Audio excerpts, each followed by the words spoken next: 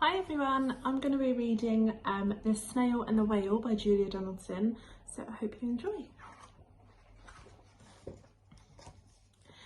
This is a tale of a tiny snail and a great big grey-blue humpback whale.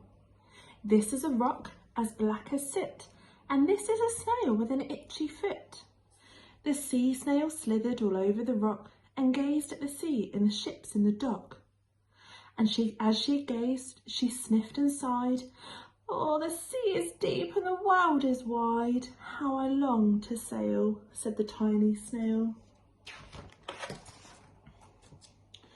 These are the other snails in the flock, who all snuck tight to a smooth black rock, and said to the snail with the itchy foot, "Be quiet, don't wriggle, sit still, stay put." But the tiny sea snail sighed and sniffed, and then cried, "I've got it, I'll hitch a lift." And this is the trail of the tiny snail, a silvery trail that looped and curled and said, "Lift wanted around the world."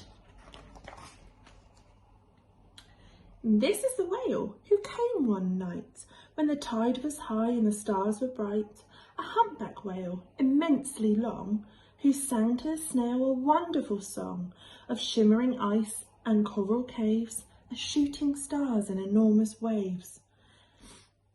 And this is the tale of the humpback whale. He held it out in the starlight sea and said to the snail, "Come sail with me." And this is the sea, so wild and free, that carried the whale and the snail on his tail to towering icebergs and far off lands, with fiery mountains and golden sands. And these are the waves that arched and crashed, that foamed and frolicked and sprayed and splashed, the tiny snail on the tiny tail of the whale. And these are the caves beneath the waves, where stripy fish with feathery fins and sharks with hideous toothy grins swam around the whale and the snail on his tail. This is a sky so vast and high, sometimes sunny and blue and warm, sometimes filled with a thunderstorm, with zigzag lightning, flashing and frightening, the tiny snail on the tail of the whale. All again. And she gazed at the sky, the sea and the land, the waves and the caves and the golden sand. She gazed and gazed, amazed by it all, and she said to the whale, "I feel so small." But then came the day. The whale lost his way.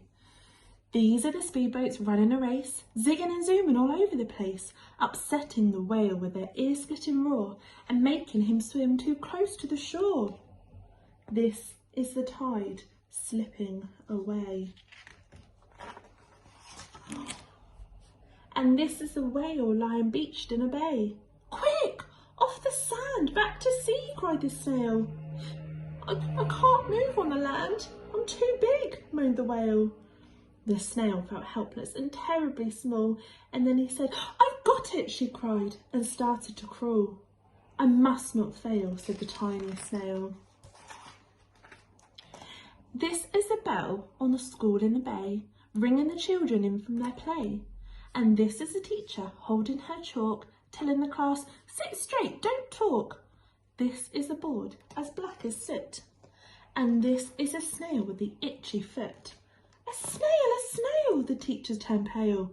"Look," says the children, "it's leaving a trail." And this is the trail of the tiny snail, a silvery trail saying, "Save the whale." These are the children running from school, fetching the firemen, digging a pool, squirting and spraying to keep the whale cool.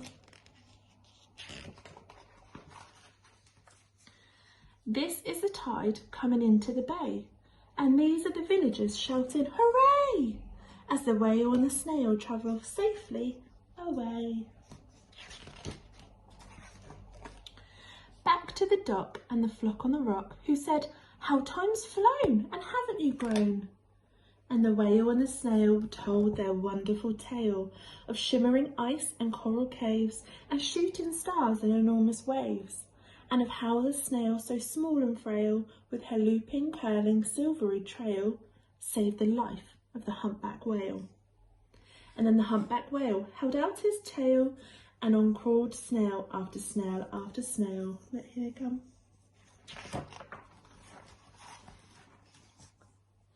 And they sang to the sea as they all set sail on the tail of the grey-blue humpback whale.